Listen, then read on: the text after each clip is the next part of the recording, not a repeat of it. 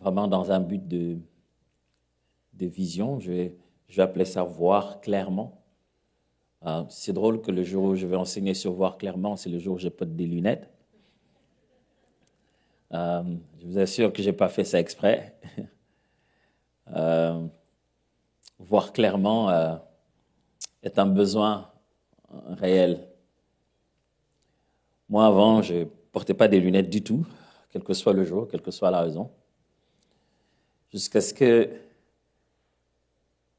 je commence à avoir l'impression que les choses, elles n'étaient pas claires. Je commence à avoir l'impression que il y a un peu trop de lumière sur ce papier. Voilà, je me dis, ouf, il y a trop de lumière là, je n'arrive pas à voir.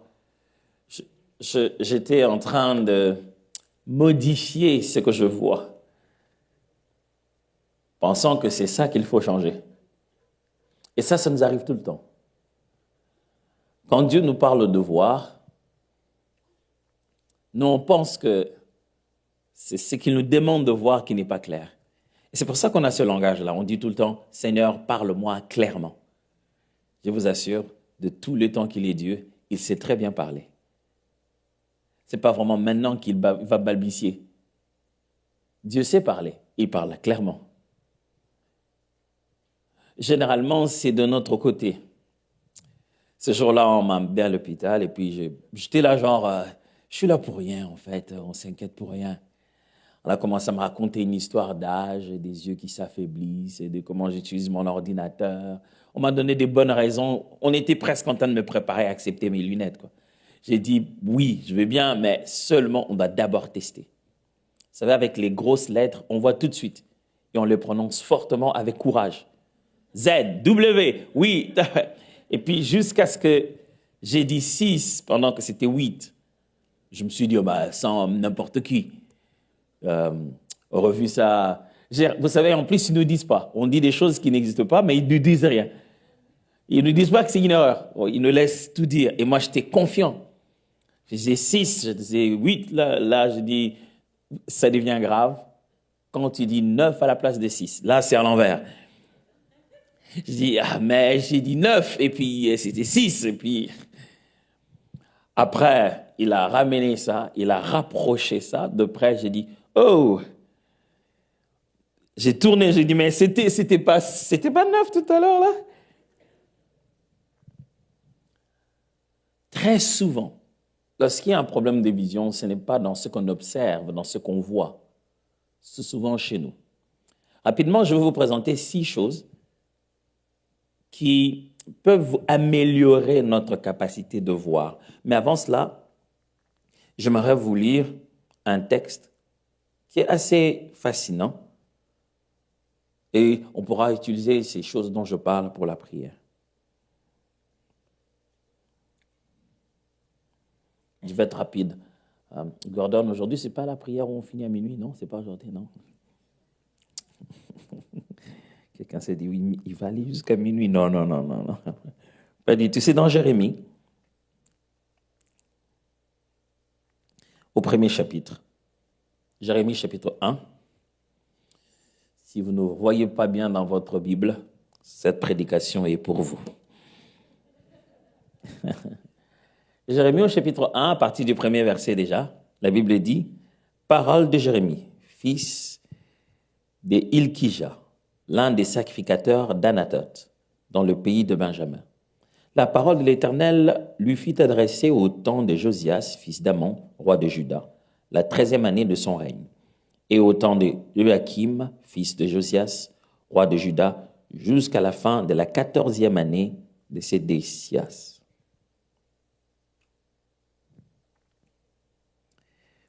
Sédécias, fils de Josias, roi de Juda, jusqu'à l'époque où Jérusalem fut amenée en captivité au 5e mois.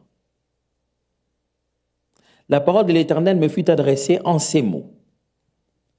Avant que je ne t'eusse formé dans le ventre de ta mère, je te connaissais. Et avant que tu fusses sorti de son sein, je t'avais consacré. Je t'avais établi prophète des nations. Je répondis, ah, Seigneur éternel, Voici, je ne sais point parler, car je suis un enfant. Et l'Éternel me dit, ne dis pas, je suis un enfant.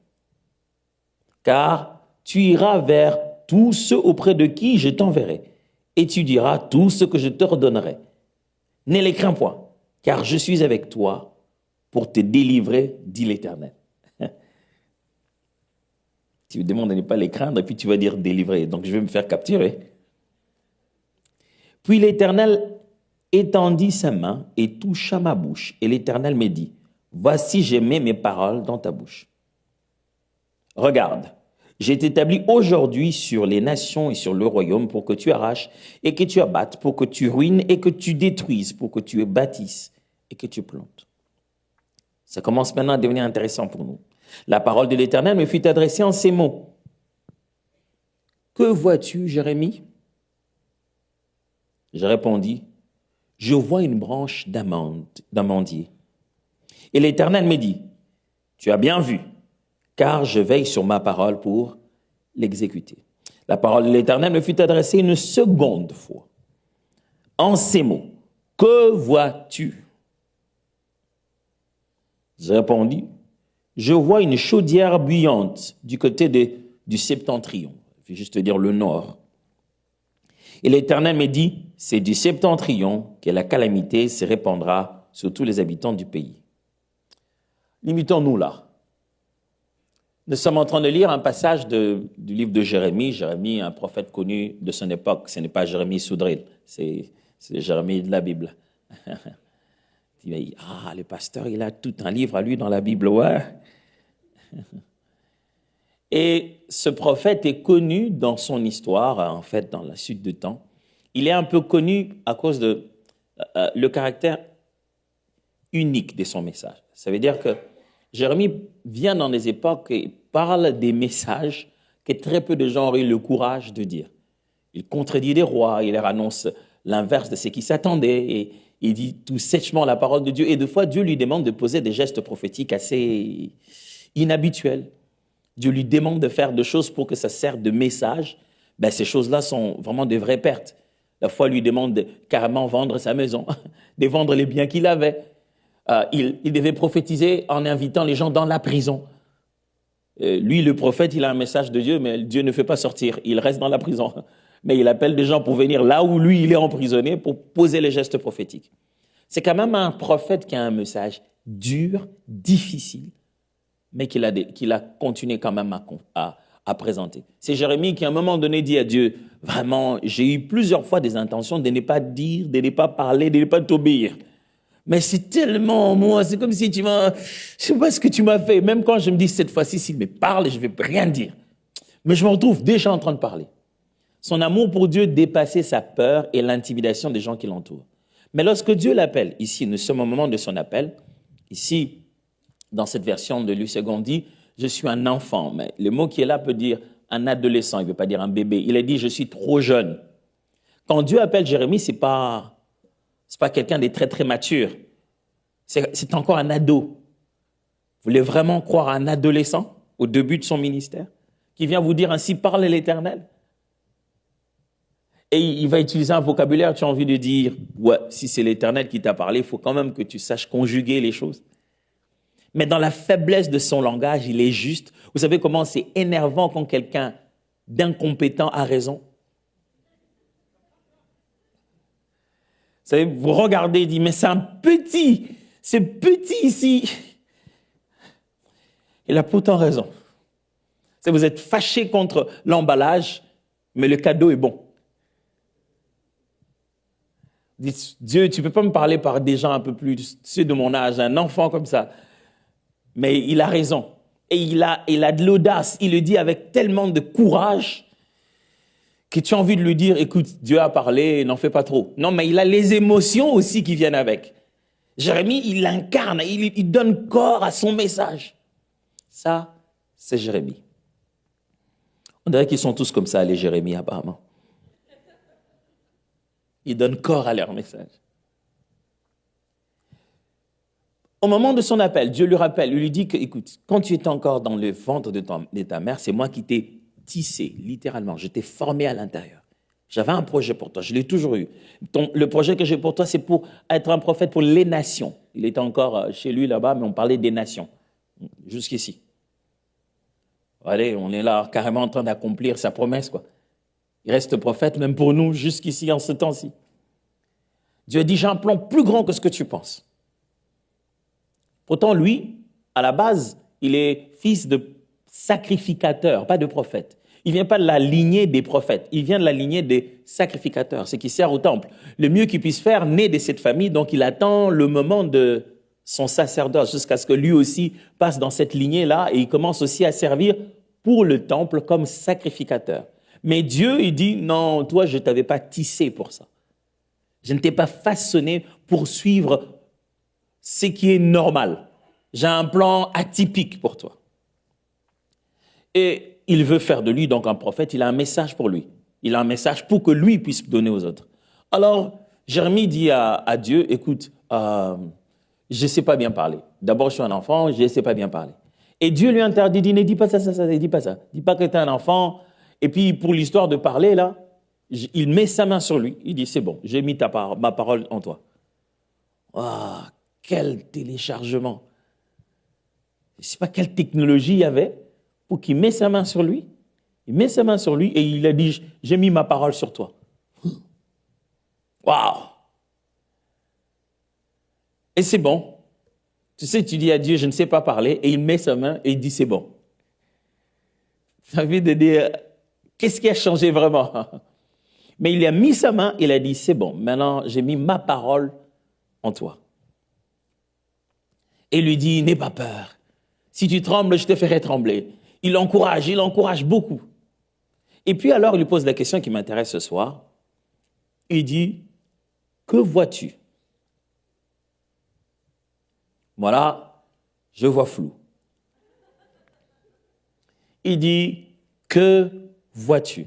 Et il va lui poser cette question 2 fois. Et lorsqu'il lui dit, j'ai vu une branche d'amandier, Dieu répond, tu as bien vu. Est-il possible que Dieu nous montre et que ce soit nous qui ne voyons pas bien? Lorsqu'on parle de la vision, la responsabilité n'est pas vraiment du côté de celui qui met devant nous ce que nous devons voir. Elle est en grande partie du côté de nous qui devons percevoir ce qu'il rend disponible pour nous. Dieu sait ce qu'il montre, mais il veut vérifier ce que nous voyons. Vous connaissez l'adage chinois qui dit, j'allais presque le dire en mandarin, non, mais ça l'est pas. Vous allez être très, très étonné si je l'avais dit en mandarin, n'est-ce pas? Mais non, pas maintenant. J'aurais dû pratiquer avant. Mais l'adage dit ceci dans une autre langue. C'est de Confucius, n'est-ce pas, qui parle du fait qu'il dit le sot, on lui pointe le soleil et il regarde le doigt. Il dit celui qui est fou, qui est sot, quand on lui pointe le soleil, lui, il regarde le doigt. Est-il possible que durant toute l'année 2025, Dieu te montrait le soleil et toi, tu as tellement regardé le doigt que quand il l'a baissé, tu as aussi baissé?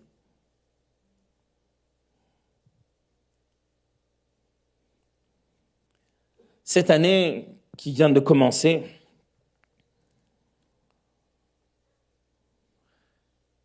Dieu te montre quelque chose. Est-ce que tu vois? Est-ce que tu vois clairement? Si Dieu te posait cette question ce soir, qu'as-tu vu? Qu'est-ce que tu écrirais dans ton carnet? Qu'as-tu vu? Je vous ai raconté cette anecdote-là. J'ai un ami qui, je crois que ça devait être vers les années 2000, si ma mémoire est bonne, ça devait être, on quittait 99, on allait en 2000. Alors, c'était les moments où les gens avaient les plus grandes résolutions et tout. S'ils savaient qu'il allait avoir l'IA, je pense qu'ils n'allaient pas dire tout ce qu'ils disaient là. Qu'on était encore très loin et qu'il allait avoir des robots. À ce moment-là, personne n'avait idée. Mais quelques religions avaient prédit déjà la fin du monde. En ce moment-là, tout le monde a fait des résolutions incroyables. Et un de mes amis me dit, bah écoute, il m'appelle, me dit, ah, comment ça va? Oui, ça va. Et puis il me dit, est-ce que tu peux pas me prêter, tu peux pas avoir $100, $200 là? C'était en 2000. Lui et moi, on connaissait $100, mais on l'avait jamais personnellement vu. Je dis, mais qu'est-ce qui lui pourrait d'abord me demander de lui prêter $100? Puis je lui dis, écoute, je n'en ai pas encore. Il m'a dit, oui, mais parce que moi, j'ai un peu changé la vision de ma vie. Maintenant, cette année, c'est vraiment une année des grandes choses. Je dis que cette année, je vais plus demander des petites choses. Je vais directement commencer à demander aux gens à partir de 100. Donc, il reste toujours demandeur. Il a dit qu'il a juste changé le montant. Il a dit que ça, il a une grande vision maintenant. Il a élargi sa vision. Il ne demande plus aux gens $10. Il leur demande à partir de 100. Rien n'a changé, en fait. Il continue à regarder le doigt. Là où il devait produire, il continue à se voir en train de demander. Est-ce que 2026, c'est juste une modification de 2025 où tu as saisi la vision de Dieu? Ou tu as juste un peu adouci, tempéré, modifié la même bêtise?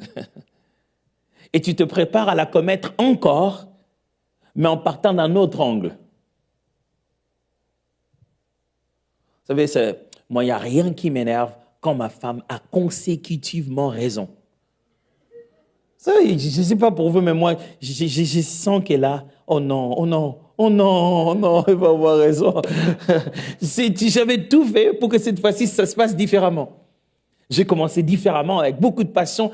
Elle m'a déjà dit, je sais comment ces choses-là vont finir. Tu vas venir ici, tu vas commencer. Je dis non, non, non, c'est pas comme ça cette fois-ci. J'ai fait mes arguments. Tu vois, je sors toute ma science et tout et tout. Je me prépare, je fais le budget, je prépare des choses, j'ai fait des appels. Et quand au moment où on s'y attend le moins, non, non, non, non, non, ah non, c'est pas vraiment qu'on va avoir raison.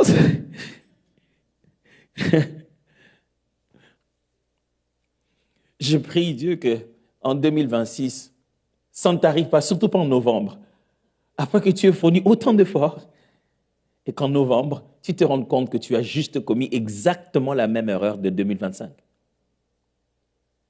Seulement, tu as fourni beaucoup plus d'efforts cette fois-ci. Mais tu n'es jamais sorti de l'auberge. Tu as toujours été dedans. Il y avait un adage d'un politicien de chez nous. C'est vrai que c'est drôle de citer un politicien en ce moment. Mais il était très réputé et il avait sa façon de critiquer le pouvoir. Et il disait toujours,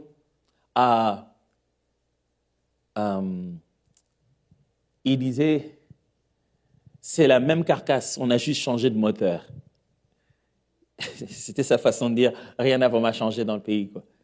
Il dit, c'est le même véhicule, on a juste changé de moteur. Est-ce que 2026, c'est exactement le même véhicule? Vous avez juste changé de moteur? Qu'est-ce qui vous garantit que ça sera différent? Parce qu'à la base, Dieu, il est exactement le même.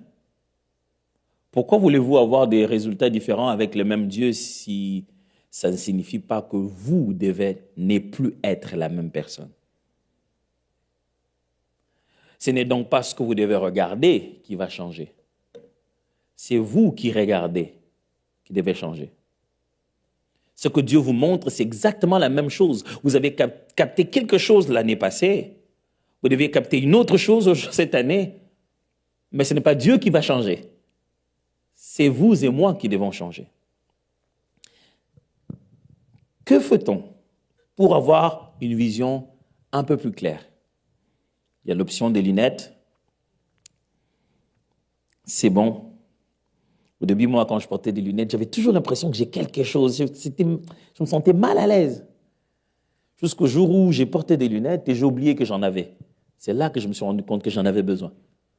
Parce que si j'arrive au point où j'oublie que j'en ai, c'est que je commence à mieux voir. Et puis ma femme m'a dit que ça m'a donné les airs de Superman. À partir de ce moment-là, je ne m'en débarrasse plus.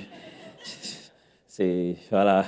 Je crois qu'elle m'a eu, elle a trouvé, elle a fait la chose qu'elle me disait. Je me suis dit, moi, là, je vole pas, là, je vole. C'est drôle qu'avec des lunettes, on ne se rende pas compte que c'est pas la même personne. Voici 6 choses qui influencent toujours notre vision, qu'il y a dans ce texte-là aussi, on peut le voir.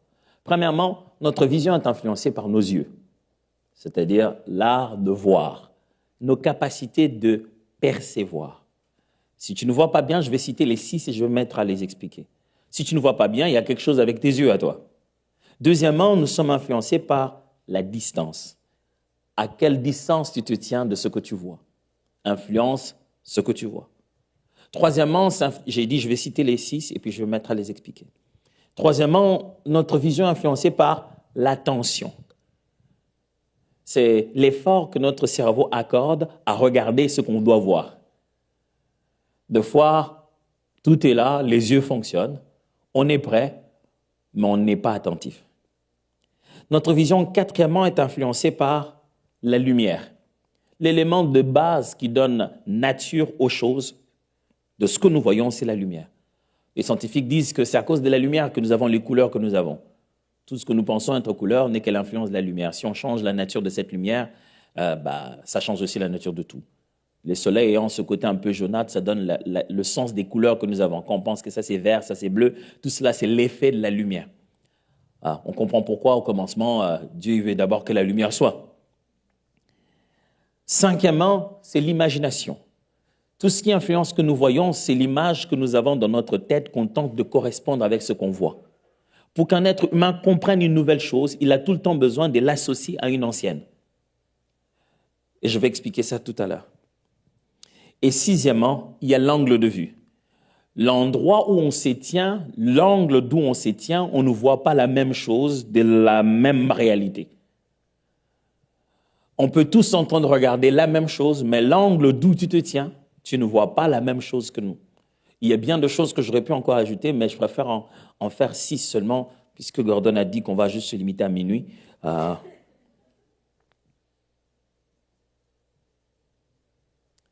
Alors, qu'est-ce que j'essaie de communiquer? Ça sera 4 grandes pensées, et à travers ces 6 choses que je me partageais ici.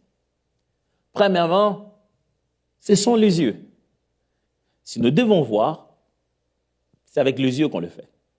Vous vous souvenez de l'aveugle que Jésus a touché 2 fois pour guérir, n'est-ce pas? Il a touché la première fois et il lui a dit, qu'est-ce que tu vois? C'est une chose que Jésus ne faisait pas. Donc il guérissait les malades, il les touchait, ils sont guéris.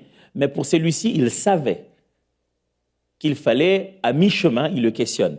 Jésus ne questionnait pas les autres aveugles quand il les guérissait. Mais pour celui-ci, il savait ce qu'il faisait. Il dit, qu'est-ce que tu vois? Et l'aveugle dit, je vois des gens un peu comme des arbres. Et, franchement, la description de cet aveugle m'a fait faire, wow, qu'est-ce qu'il voyait vraiment? Un jour, je me dis, ok, je vais peut-être essayer de prompter ça sur l'IA. J'ai dit, génère une image des gens comme des arbres. Je suis sûr que ça va être monstrueux.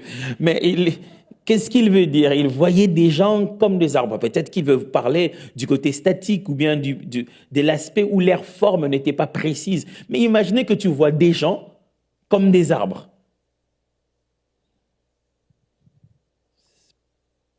Pas normal, ça. Mais Jésus finit ce miracle et il est capable de voir. Le fait qu'il voie des hommes comme des arbres signifie que ses yeux ne sont pas encore optimisés. Il est sur le processus d'une vision. Il voit, mais ne voit pas correctement. Qu'est-ce que ça signifie dans notre cas? Ça signifie que si tu veux percevoir la vision de Dieu, tu dois affiner tes capacités de réception. Tu dois affiner tes façons de comprendre le langage de Dieu. Parce que quand on parle de la vision dans cette année, on ne parle pas que de tes yeux toujours.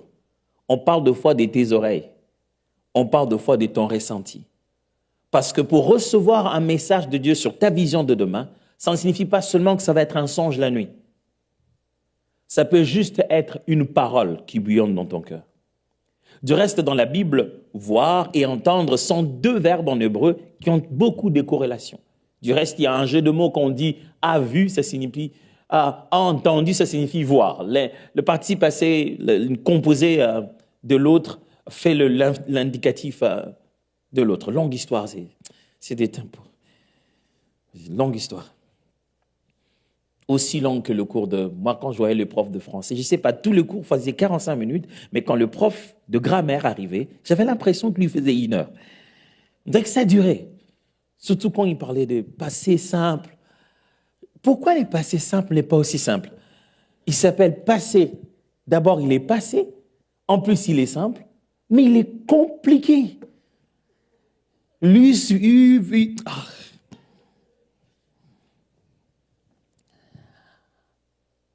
Voici ma question pour vous cette année. Est-ce que vous savez comment vous écoutez Dieu? Êtes-vous capable de reconnaître que là, c'est Dieu? Avez-vous aiguisé votre capacité de reconnaître sa volonté? Qu'est-ce qui vous fera dire que cette année, c'était vraiment Dieu? Parce que l'année passée, vous aviez dit ça, mais en fin de compte, ça n'a peut-être pas été ça. Qu'est-ce qui vous fait comprendre que cette fois-ci, c'est lui? Vous voulez une année très claire? Aiguisez vos habiletés de perception.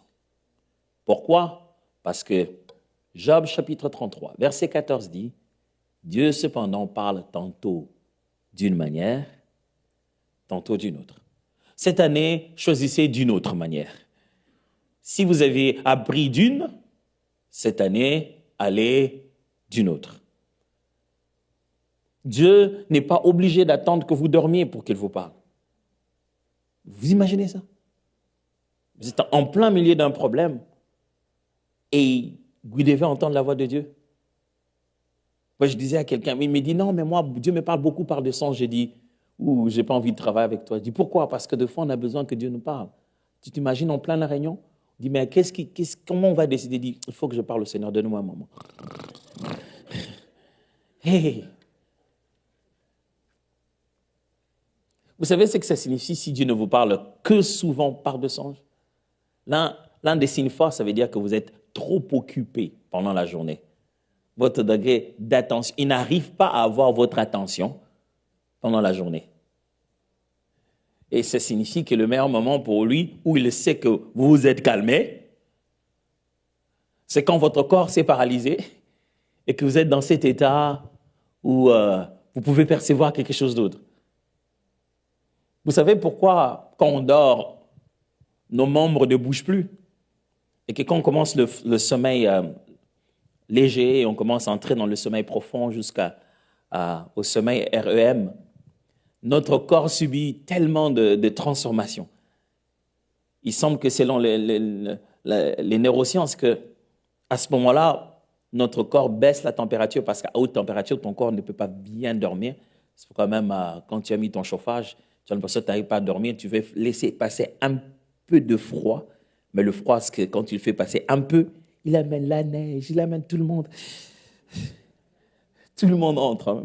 Tu as besoin que ta température baisse légèrement. Et ce qui arrive, c'est que ton corps entre dans une sorte de paralysie, un système se bloque pour que tu ne bouges pas. C'est pourquoi des fois tu as un rêve et tu veux bouger, mais tu as l'impression que tu ne bouges pas. Il arrête tout ça, il bloque tout ça, il arrête le côté logique, il bloque, il calme tout ça. C'est là que tu sens que même quand quelqu'un tenait quelque chose, ses mains n'arrivent plus à tenir, ça lâche, boum, ça tombe. C'est pourquoi il y a des gens qui étaient comme ça. Et il en a même pas mal. Donc son cou était là, mais je n'oublierai jamais un monsieur qui était tellement ivre et qui dormait. Et on essaie de le réveiller. Et donc, il était tellement ivre et que chaque fois qu'il dormait, et on le redressait par là. Et puis, il va... Et puis, on le redressait par là. Et puis là, cette fois-ci, il voulait encore somnoler. Il a fait ça.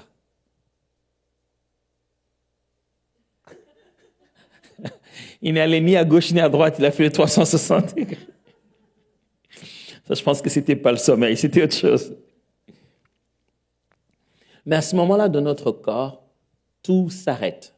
Pourquoi? Parce que, en fait, l'activité qu'il y a dans notre cerveau, dans nos neurones, pendant qu'on dort, au niveau du sommet RM, au moment où on commence à rêver, cette activité est exactement semblable au moment où nous sommes éveillés.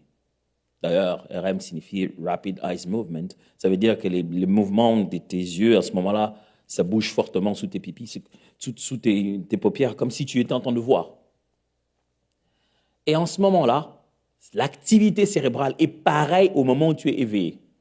Et ton corps se dit, si je ne le bloque pas, quand il voit qu'il court la nuit, il va courir sur le lit. Vous avez vu ces vidéos TikTok où les gens, ils imaginent qu'ils étaient en train de jouer au foot et puis, boum, ils vont taper sur leur femme ou un truc comme ça. Si notre corps nous permettait de faire ça à tout moment, ça allait être terrible. Parce que si notre corps répond à tout ce que nous voyons la tête, personne ne dormirait chez lui, je vous assure. Il y a des gens qui dormiraient dans leur terrain, dans leur aréna de hockey parce qu'ils ont perdu un match. Ça serait terrible. Pourquoi j'utilise tout ça? C'est pour vous montrer combien le songe, qui est un langage universel que Dieu utilise, a ses complexités et a son contexte particulier. Il ne vous faut pas qu'un songe. Cette année, quand on parle de la vision, on parle de diversifier les voies des perceptions de Dieu. Vous aurez appris cette année que vous avez grandi quand vous pouvez reconnaître que Dieu vous a parlé autrement que d'habitude. Ne vous faites pas ça à vous-même en vous disant « Moi, Dieu me parle souvent comme ça ». Pourquoi? L'un des signes que vous avez grandi, que vous êtes passé à une autre saison, Dieu a changé de langage. Il commence à parler autrement. Imaginez-vous que chaque fois que Dieu doit parler à Moïse, il faut un buisson ardent. Ça va brûler partout. Je vous assure. Quand il est dans sa chambre, on met le buisson où? C'est vrai que ça ne brûle pas le bois, mais ça peut brûler autre chose. Mais il a pu reconnaître le langage de Dieu de plusieurs manières. Une des choses qui t'empêche d'avoir une vision claire cette année, c'est parce que tu ne sais pas clairement comment Dieu te parle. Quand tu commences à reconnaître la voix de Dieu, même dans un film, je vous assure. Vous êtes là au salon, vous êtes tous en train de regarder un film, il y a une réplique. Dans ton esprit, tu reconnais que c'est Dieu qui te parle. Oh, je sais que c'est scandaleux pour certaines personnes. Dieu me parlait dans un film, c'est quoi ça? Bien sûr que oui. Vous serez très étonné de voir comment Paul est en train de citer les poètes de l'époque. Il dit, il est arrivé une chose que leur propre poète a dit. Il fait des empreintes, des choses qui étaient déjà dans la nature. Il répète deux fois, la nature ne vous enseigne-t-elle pas? Je ne suis pas en train de parler des coïncidences où vous voyez chaque fois 11, 11 partout, vous dites, qu'est-ce que Dieu veut me dire? Bah, peut-être qu'il est 11 heures. Mais je parle ici de commencer à reconnaître derrière un mot. Au milieu de la prédication, une phrase tombe. Boum! C'est comme si on te l'a dit. C'est-à-dire tu écoutes ce que nous tous on entend avec nos oreilles externes, tu l'entends avec tes oreilles internes. C'est comme si, pourquoi ça m'a concerné comme ça, c'est qu'il dit, ça fait à mon cœur. C'est comme si on m'a parlé à moi, seulement à moi. Cette année, il faut que tu sois capable d'écouter Dieu de plusieurs manières. Tiens, je ne tente pas de dire qu'écouter Dieu par des sons, c'était mauvais. Non, je suis plutôt en train d'encourager d'ailleurs d'autres qui pensent qu'ils ne rêvent jamais, qui puissent apprendre à comprendre que Dieu leur parle par des songes. Parce que c'est faux, en fait. Scientifiquement, personne ne peut dire qu'il ne rêve jamais. Le rêve est un processus important dans votre tête. Seulement, vous ne vous en souvenez pas assez. Mais il est, et c'est même pas moi, il est scientifiquement prouvé que tout être humain rêve. Ils disent, mais moi, je ne rêve pas. Non, ce n'est pas que tu ne rêves pas, tu ne t'en souviens pas. Ce qui nous permet de bien voir nos yeux, ce qui nous permet de bien saisir la vision de Dieu, ce sont nos capacités à découvrir les différents langages de Dieu dans nos vies. Il m'est arrivé de prendre des décisions importantes et que je dis, Dieu m'a dit. Les gens imaginent que certainement la nuit, pendant que je dormais ou pendant que je marchais, un ange avec une épée flamboyante en train de dire « Atoms, quitte là-bas ». Et puis d'abord, ça c'est une voix cinématique, ça ne veut pas dire que… Et puis il dit « Va de l'autre côté ». Non. J'aime ce que Paul dit. Il dit qu'il a eu la nuit un songe où un Macédonien lui disait « Viens nous voir ». Et j'aime ce qu'il dit comme phrase après. Il dit « Nous conclûmes par là », ça c'est lui qui le dit. Nous avons conclu de ça que Dieu voulait que nous allions en Macédoine. Mais le songe, la vision, ce n'est pas Dieu qu'il voit. Il voit un Macédonien. Ce n'est pas lequel, mais il était capable de reconnaître que la personne qu'il voit est des Macédoines. Et cette personne lui disait, viens. Et il a compris, il a dit aux gens, Dieu me demande d'aller chez les Macédoniens. Mais il n'a pas vu Dieu. Je ne sais pas si vous voyez ce que ça veut dire. Il doit restituer exactement ce qu'il a vu. Il a vu un Macédonien qui lui dit, viens. Mais il dit que Dieu lui a dit d'aller en Macédoine. Je prie Dieu pour vous cette année que même les Macédoniens aient le message de Dieu de façon claire. Et que vous ne puissiez pas vous limiter aux Macédoniens. Vous comprenez le message qu'il incarne. Que même les signes les plus complexes que vous avez ratés pendant l'année, des moments où Dieu vous faisait des signaux pendant cette année, vous puissiez le saisir. Un des signes de la route très difficile que j'ai dû apprendre à respecter ici, c'est arrêt. Quand j'étais en train de passer mon permis, j'ai beaucoup étudié les arrêts, beaucoup.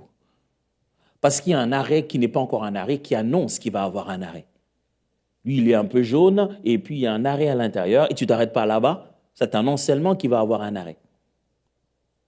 Et puis il y a des fois des arrêts, il y a un arrêt, et puis il y en a un autre là. On ne pouvait pas les rassembler et faire juste un seul arrêt. À peine que je me suis dit, et puis c'est là que tu rencontres, oh non. Et puis il y a des arrêts de toutes les 4 directions, il y en a d'autres, vous avez des arrêts, mais ils n'en ont pas. Et tu t'arrêtes, tu te rends compte que lui ne va pas s'arrêter, tu dis, donc lui il n'en a pas.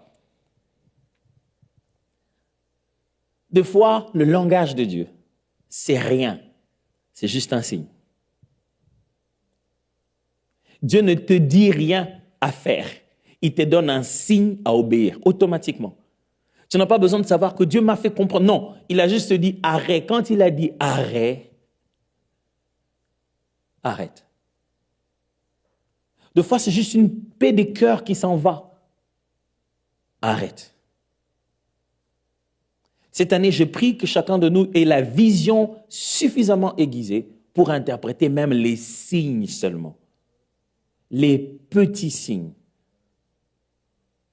Allez, souvenez-vous, Dieu envoie son Fils unique. Son Fils unique. J'aime bien ce qu'un comédien chrétien américain était en train d'imaginer. Il est entré dans une imagination, il s'appelle...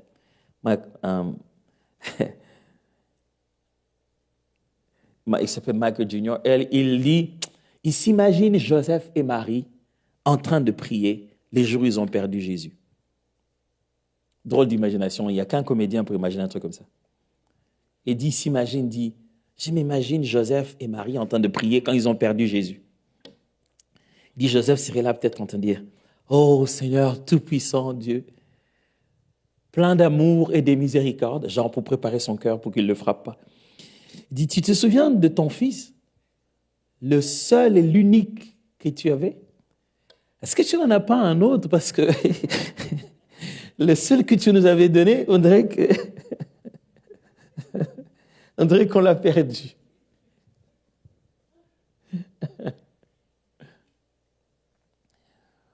Mais pourtant, Jésus arrive avec Marie, avec ses parents, ils arrivent.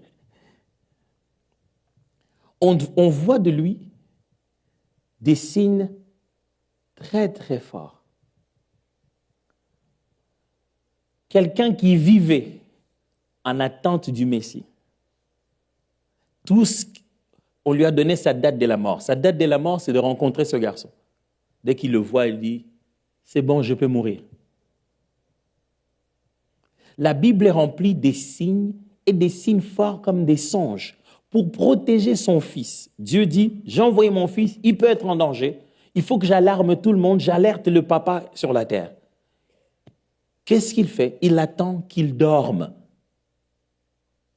C'est quand même sauver son fils. Si on le tue, tout le projet tombe à l'eau. Moi, franchement, j'enverrai la cavalerie, les anges, tout, ça va frapper à la porte. J'enverrai peut-être un prophète. Il vient frapper à la porte et dit, Joseph, sors avec les enfants, maintenant, même au moment où je parle. Mais Joseph dort et un ange lui parle et il prend des décisions, des délocalisations. Il change de maison, change de pays, il bouge toute une famille à cause d'un songe. Franchement, aujourd'hui, les amis vont lui dire, mais c'est quoi cette histoire tu vas faire? Tu vas carrément quitter la ville à cause d'un coup de tête comme ça parce que tu as un songe? Et puis, il est rentré dans la ville à cause d'un autre songe. Ça peut peut-être être un petit rien du tout. Mais cette année, il faut que tu aiguises tes capacités à reconnaître Dieu, même dans ces rien du tout là. Vous vous souvenez de la fois où le serviteur du prophète vient le voir pendant qu'il l'a envoyé, c'est Élie qui l'a envoyé plusieurs fois, il lui a dit « Va voir comment est le ciel » parce qu'il attendait qu'il puisse pleuvoir pendant qu'il priait. Il vient lui dire « Il n'y a rien ». Il envoie encore, il n'y a rien, il renvoie encore. Et puis il vient, il dit « Je vois, il n'y a pas vraiment un grand nuage, mais c'est comme une pomme de main ». Il dit « Ok, c'est bon, il va pleuvoir. On va dire maintenant au roi de s'en aller. » Une pomme de main, pleuvoir, il en faut un peu plus que ça. Je prie Dieu que cette année, même une pomme de main soit certaine. Quand tout le monde ne l'aura pas vu, si toi tu l'as vu, tu saches que là, c'est le signe que j'attendais. Aiguise tes yeux. Ce n'est pas ce que tu vois qui est flou, ce sont tes yeux qui sont flous. Cette année, fais tous les exercices nécessaires pour bien voir. Deuxièmement, j'ai parlé de la distance. Ce qui améliore notre capacité de voir, c'est notre proximité ou pas de l'objet qu'on veut voir. Si vous regardez quelque chose et vous voulez mieux la voir, simple, qu'est-ce que vous faites? Vous vous approchez ou bien vous l'approchez. Parce que vous avez besoin de détails, vous avez besoin de cerner la chose. Bon, ça dépend maintenant. Des fois, certaines lunettes nous demandent plutôt de l'éloigner. Mais la notion de la distance est la même. C'est-à-dire, c'est au travers d'une certaine distance bien équilibrée que votre vision est meilleure. Sachez bien que l'une des raisons pour lesquelles Dieu nous parle, c'est pour créer une relation. Le langage de Dieu, ce n'est pas d'abord pour faire de nous des prophètes. Non. Dieu nous parle, c'est pour créer une relation. Dans une relation, on se parle. On échange. On exprime différents langages. C'est ça une relation. Le degré de relation détermine les types de langage.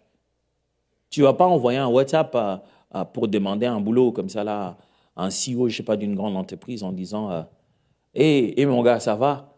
C'est cool. Et tu lui envoies l'icône, je ne sais pas, d'un travail en train de marcher. Et puis tu t'imagines qu'il a compris qu'il faut te donner du boulot. Surtout qu'aujourd'hui, les ados, ils utilisent les mêmes choses, mais ça ne dit pas la même chose. Tu vois, des fois, je regarde en WhatsApp, j'ai dit, ça signifie quoi, tous ces... Des fruits, des légumes, des hôpitaux, c'est plein d'histoires. Je dis, mais il veut vraiment dire quoi, là?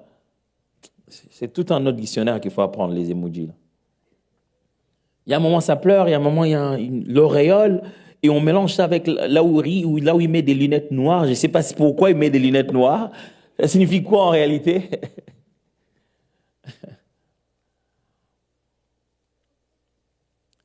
Mais quand Dieu nous parle, c'est pour établir une relation.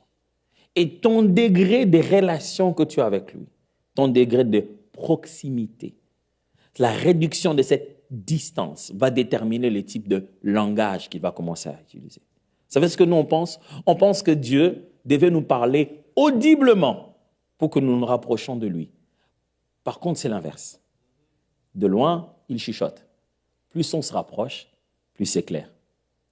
C'est quand on obéit à ces chuchotements que la voix se déploie, qu'on l'entend plus clairement. Nous, ce qu'on dit Dieu, non, on parle plus clairement, alors là, je vais faire ce que tu dis. Non, c'est l'inverse. Ces choses-là fonctionnent avec la foi. C'est quand tu commences à croire que c'est lui, alors il devient pour toi les rémunérateurs de tout ce qu'il cherche. Une des choses qui nous empêche de percevoir la vision de Dieu pour nous, c'est la distance qu'on a de sa présence. Il y a des choses que tu ne comprendras pas comment tu l'as fait. Mais tu finis l'année, tu te dis, j'ai béni Dieu, je sais, je n'ai même rien vu, je ne savais pas, mais je me suis juste dit, en faisant ça. La Bible dit, le juste trouve dans son cœur des voies tout tracées. La proximité de la présence de Dieu te fait poser des actes que tu ne sais même pas justifier. Tu as juste fait la bonne chose. Et demain, on te dit, waouh, mais toi, tu es super sage. Mais tu dis, waouh, même moi, je ne savais pas. Mais c'est juste bon de marcher sous l'ombre du Tout-Puissant. Cette année, Dieu te veut tellement proche de lui. Revois ta distance. Revois ta distance avec la parole. Revois ta distance avec l'Église. Revois ta distance avec la prière. Mais pasteur, oui, si je dois revoir ma distance avec l'Église, tu me demandes de déménager. Non, je ne dis pas que tu dois déménager parce qu'à côté, il n'y a que des entrepôts. Mais ce que je suis en train de dire, c'est ton contact.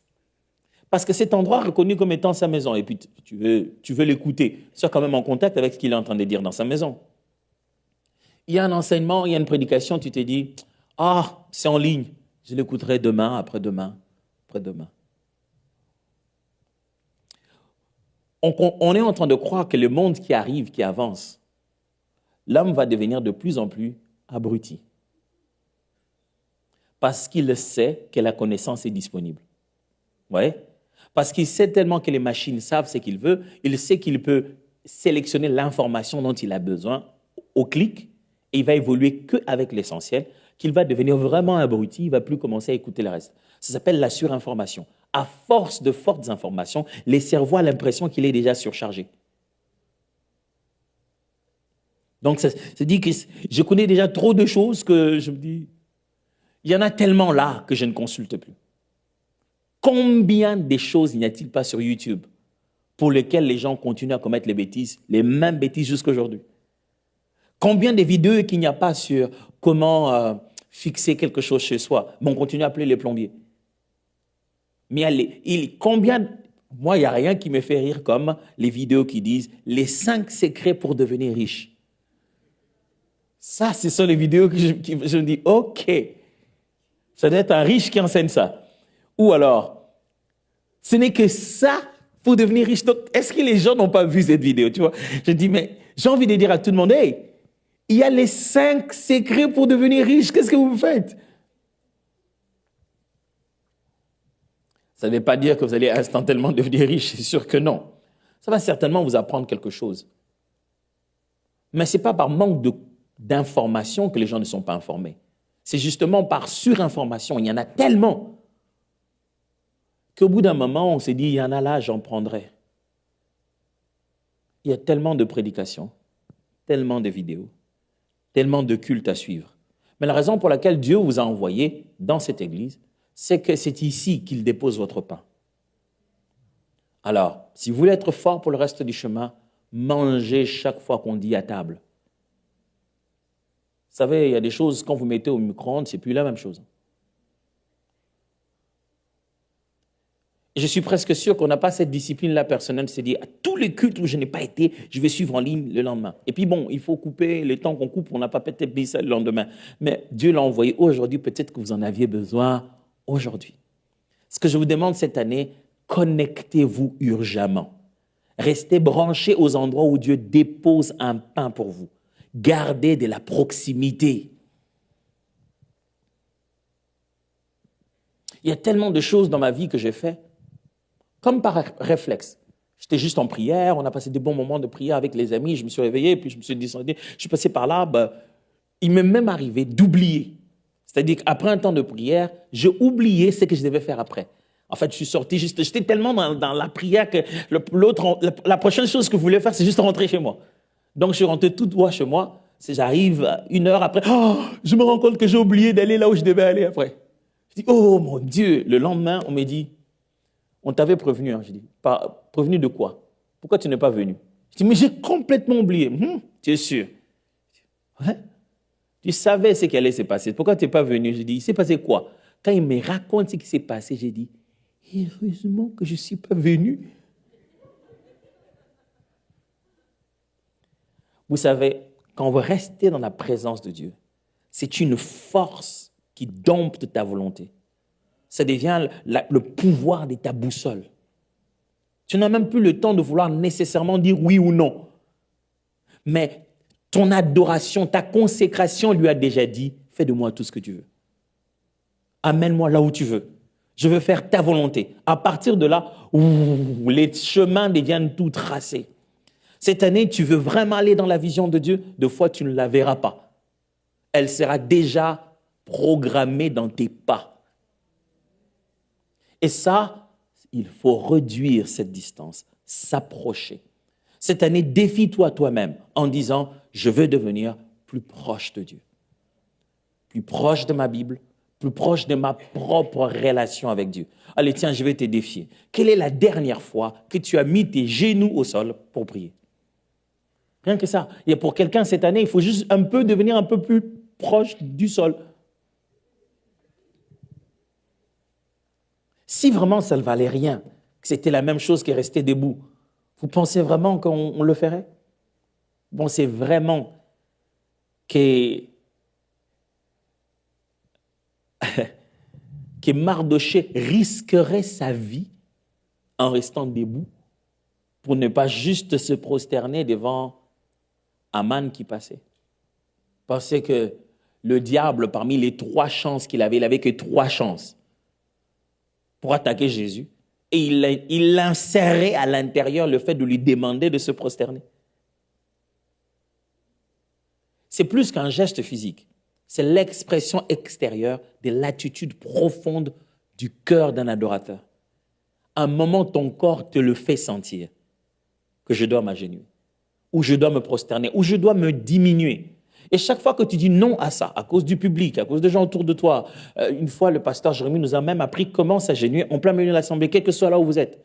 Chaque fois que tu dis non à ça, tu es en train de dire non à quelque chose que tu ne peux pas imaginer. Moi, au début de ma foi, j'avais fait quelques années déjà dans ma foi, j'étais même devenu dans le groupe d'intercession, mais je n'avais jamais encore parlé en langue. Alors, parler en langue, je n'avais pas, vous savez, moins vous en parlez, plus vous croyez davantage que ce n'est pas fait pour tout le monde. Ouais. Je dis, est-ce que tout le monde est obligé de parler en langue? Non.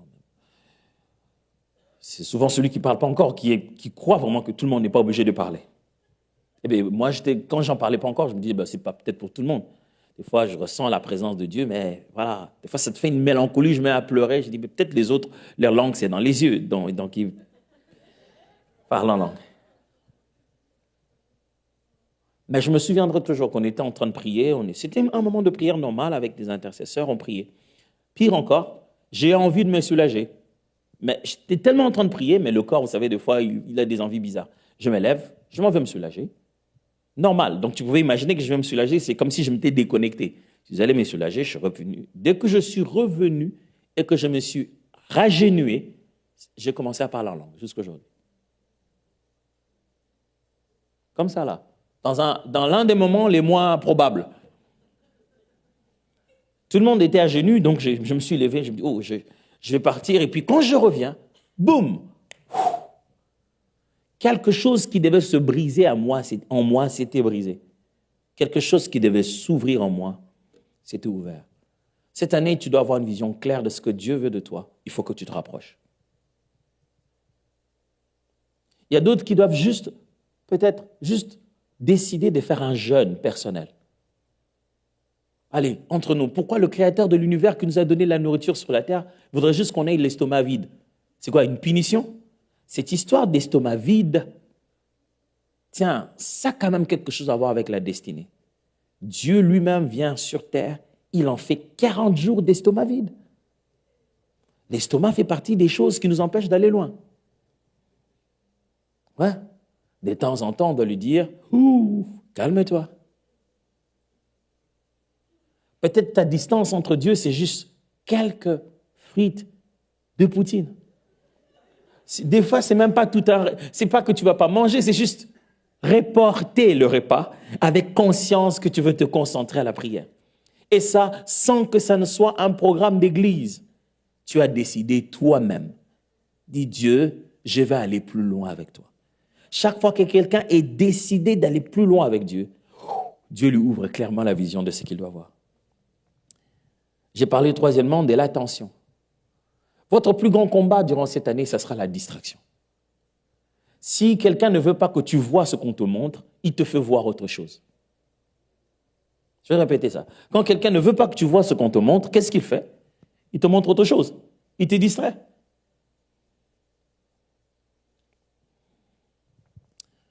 Moi, d'où j'ai étudié, il y avait des habitudes quand on était tout petit dans l'école primaire. Il y avait toujours quelqu'un, bon, maintenant tout le monde est dans les seniors, peut-être qu'il y en a ici, mais on ne vous condamne pas. Mais il y avait toujours ces amis en classe qui étaient forts en dérangement. C'est eux qui parlaient toujours. Et ils avaient l'habitude de se mettre toujours au fond. On dirait qu'au fond de la salle, il y a un esprit de fond. Je ne sais pas, c'est là-bas, c'est de là qu'on jette les papiers, qui se racontent. C'est comme une sorte de quartier général. Et on laissait les devants à tous ceux qui aiment trop les maths et tout ça. Et il y avait des amis. Moi, j'étais de ceux qui aimaient se mettre devant. Ah bah, c'était pour plusieurs raisons. Quand je grandissais pas beaucoup, autant. J'avais quand même des tailles très économiques. Donc, aller derrière, ça servait pas moi à rien. Il fallait que je sois devant. Et puis bon, moi, j'ai détesté étudier à la maison. Donc, je voulais tout comprendre pendant qu'on était là. Parce qu'à la maison, j'avais un dessin animé à aller voir. Donc, moi, je n'ai pas touché à mon cahier jusqu'en secondaire. Donc, je touchais jamais à mon cahier parce que quand j'étais dans la salle, j'écoutais tout et je retenais tout. Le lendemain, je faisais mes devoirs, je passais mes classes sans problème, je n'étudiais jamais. Alors, donc, je n'aimais pas qu'on me dérange. Quand je suis dedans. Je suis le prof. Il bouge, je bouge. Je suis à l'intérieur. C'est comme un film. Jusqu'à ce que certaines de mes notes ont commencé à changer. Et les profs étaient un peu dérangés, que mes notes n'étaient pas comme avant. Moi-même, je ne me rendais pas compte. Mais il y avait un gars, chaque fois que c'était le moment des cours, il a commencé à s'asseoir à côté de moi.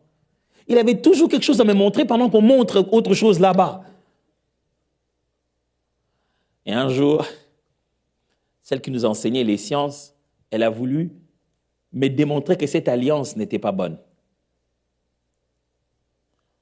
Au moment où l'ami là me montrait quelque chose, l'ami, appelons-le comme ça, ce collègue, il était en train d'attirer mon attention et c'est à ce moment-là que moi j'ai réagi. Pourquoi c'est le moment où moi j'ai réagi qu'on nous attrape? Quand lui parlait, on ne nous avait pas attrapés. Quand moi j'ai tenté de réagir, il dit, hey, vous deux, venez. Elle savait que j'étais la victime, mais elle a voulu me montrer une règle d'or que j'ai retenue durant toute ma vie. Elle nous a mis nous deux, là. Elle m'a dit, voilà ce que je vous dis. Toi, tu lui donnes une baffle. Donc moi, je gifle l'autre. Et après lui, il va me gifler aussi. Et si vous ne faites pas ça, c'est moi qui vous gifle vous deux. Ok. Je le regardais, j'ai dit à la base, il sait que c'est lui qui m'a dérangé. Donc si je fais une petite baffle, il va nécessairement répondre aussi par une petite baffle. Bah, elle m'a demandé à moi. Elle savait, elle m'a vraiment aidé, cette dame, dans la vie. Je me suis dit, ok, bah, je vais lui faire une baffle rapide. Pas. Moi, je fais pas des baffles. J'ai fait des écouteurs, des AirPods, pas des vrais baffles, vous voyez. Tout petit comme ça. Alors, quand j'ai giflé comme ça, elle m'a dit, ok, on ne reprend plus. Et elle se tourne vers l'autre et lui dit, s'il ne pleure pas, moi, je te frappe. Et elle dit que si en me giflant moi, je ne pleure pas de la baffle qui va me gifler, elle va le frapper lui. Je lui ai fait tous les signes du monde pour lui dire, on peut simuler ça, tu vois, tu peux. Mais il n'a rien compris, les gars, il a chauffé sa main comme ça.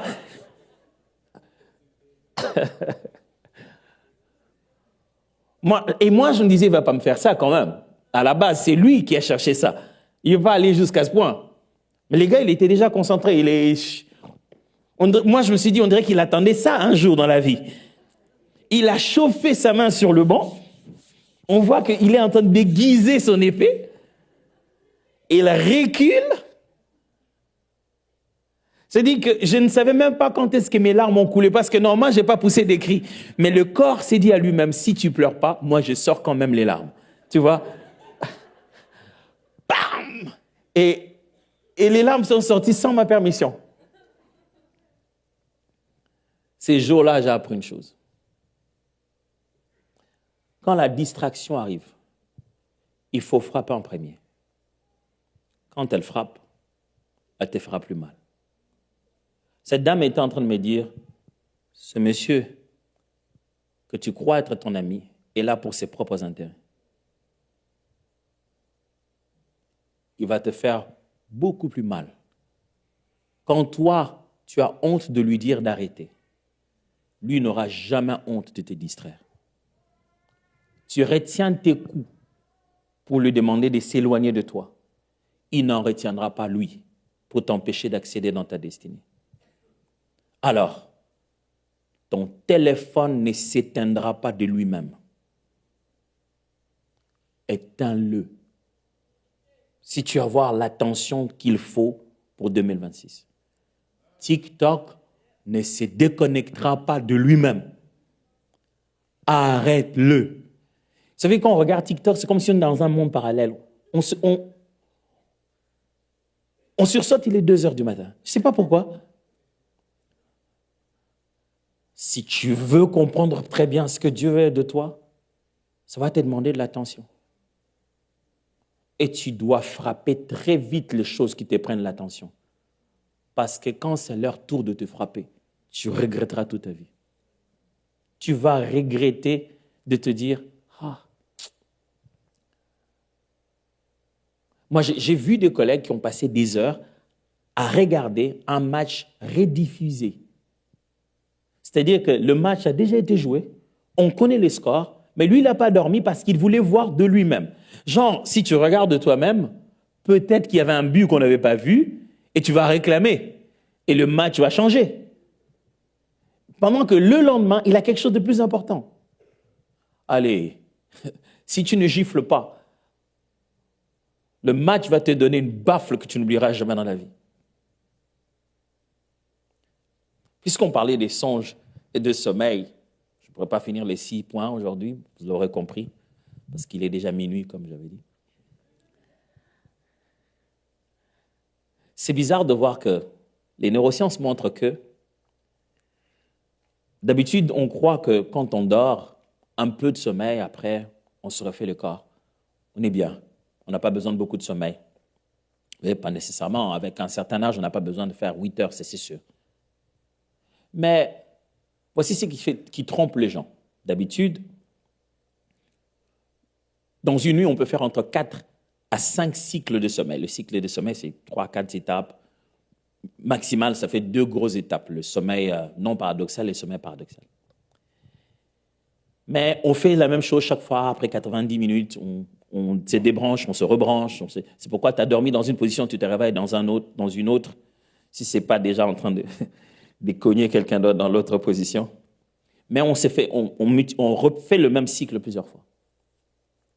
Le début de ce cycle, le début de votre sommeil, le sommeil a pour but principalement de refaire les aptitudes physiques. Ça ne fait que refaire d'abord le corps, le physique. C'est pourquoi tu te dis, moi, il ne faut pas beaucoup de temps de sommeil. Hein. Je dors un tout petit peu, je suis pimpant, je suis fort, je peux encore travailler. Oui, parce que ça ne fait que refaire la partie physique de ton corps. Mais il y a d'autres fonctionnalités en toi qui ont besoin que tu puisses dormir un peu plus. Et c'est bizarre lorsque tu écoutes les neurosciences à expliquer ça. Je vais le faire de façon assez brève et très succincte sans passer par beaucoup de choses. Juste pour vous montrer qu'il existe une grande implication entre ta capacité à être sage au quotidien avec ton degré de sommeil à atteindre le niveau de sommeil profond. Moins tu vas dans les sommeils les plus profonds de ta nuit, moins tu perds les capacités d'associer les bonnes décisions de la vie.